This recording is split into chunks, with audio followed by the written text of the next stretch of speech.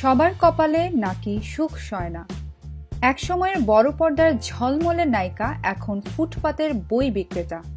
এটা সিনেমার কোনো কাহিনী নয় অন্য কোনো দেশের কাহিনীও।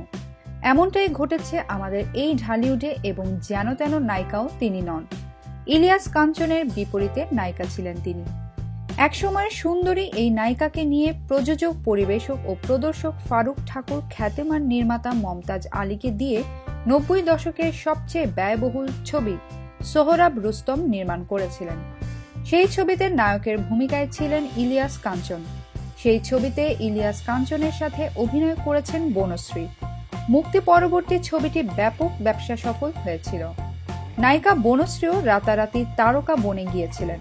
দামি গাড়িতে ভ্রমণ, বিলাসবহুল ফ্ল্যাটে শীতাতপ নিয়ন্ত্রিত কক্ষেই কেটেছে বনশ্রীর সেই দিনগুলো। সেই তারকা নায়িকা বনশ্রী আজ ঢাকার রাজপথের ফুটপাতে হেঁটে হেঁটে এবং বাস যাত্রীদের কাছে নামাজ শিক্ষার বই বিক্রি করেই দিন যাপন করছেন। একসময় বিতর্কিত প্রযোজক ফারুক ঠাকুর এই বনশ্রীকে নিয়ে নির্মাণ করেছিলেন সোহরাব রুস্তম ছবিটি। তখন বনশ্রী ফারুক ঠাকুরের বিবাহিত স্ত্রী ছিল বলেও গুঞ্জন ছিল। ফারুক ঠাকুর চেয়েছিলেন বনশ্রী হবে এদেশের প্রথম সারির একজন নায়িকা। এজন্য তিনি বনশ্রীর জন্য ছবিতে বিনিয়োগও করেছিলেন। সোহরাব রুস্তমের পর বনশ্রী অভিনীত নেশা ও মহাভূমিকম্প নামের আরও দুটি ছবি মুক্তি পেয়েছিল।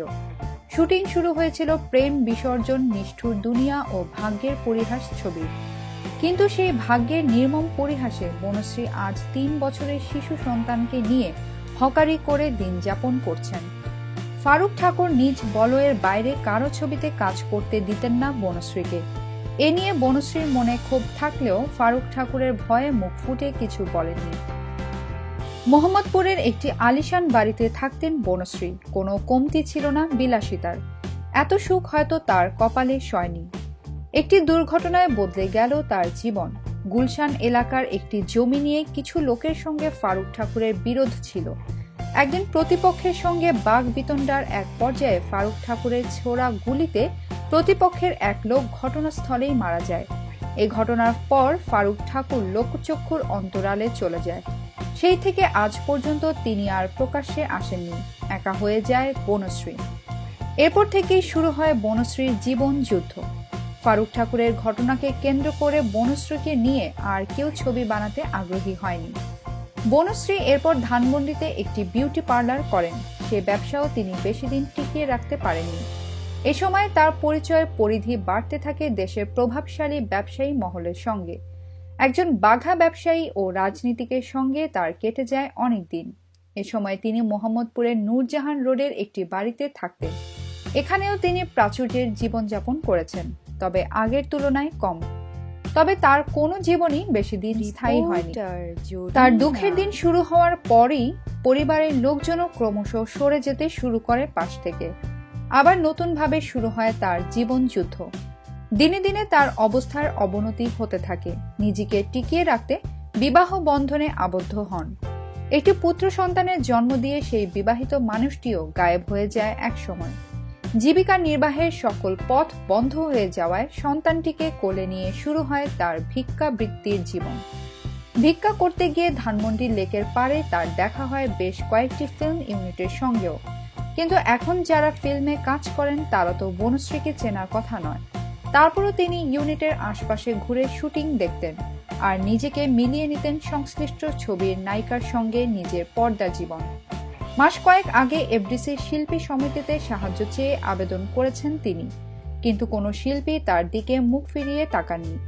শিল্পী সমিতির বর্তমান সভাপতি শাকিব খানের সঙ্গেও যোগাযোগের চেষ্টা করেছেন, কিন্তু তার নাগাল পাওয়া বনশ্রীর পক্ষে অসম্ভব। সাধারণ সম্পাদক নিশা সওদাগরের কাছে সাহায্য চেয়ে কোনো লাভ হয়নি। অসহায় এই জীবন যাপনের সময় তিনি ঢাকা রিপোর্টার্স ইউনিটিতে গেছেন। সেখানে যদি অতীতের পরিচিত কোনো সাংবাদিককে পাওয়া যায়, কাউকে পাওয়া গেলে তিনি নিজের দুরবস্থার কথা জানান দেবেন, তাদের কাছে সাহায্য চাইবেন। তারা অসহায় জীবনের দিকে তাকিয়ে কেউ কি কোনো উপকার করবে না তার? না, লাভ হয়নি। শূন্য হাতে একরাশ হতাশা নিয়ে ফিরে গেছেন শেখের টেকের বর্তমান বস্তি বাড়িটিতে। মাত্র 3 বছরের শিশু সন্তানের চিকিৎসা এবং খাবার জোগানোর জন্য আজ তিনি রাস্তায় নেমেছেন। সন্তান নিয়ে অনাহার আর অর্ধাহারে থাকতে থাকতে শেষ পর্যন্ত একজনের পরামর্শে গাড়িতে বই বিক্রির কাজ শুরু করেছেন। বর্তমানে শেখের টেকের একটি বস্তিতে দিন কাটছে নায়িকা বনশ্রী। বিনোদন জগতের নিত্য নতুন খবরাখবর জানতে রিপোর্টার জরিনা চ্যানেলটি সাবস্ক্রাইব করুন, লাইক, কমেন্ট এবং শেয়ার দিতে ভুলবেন না।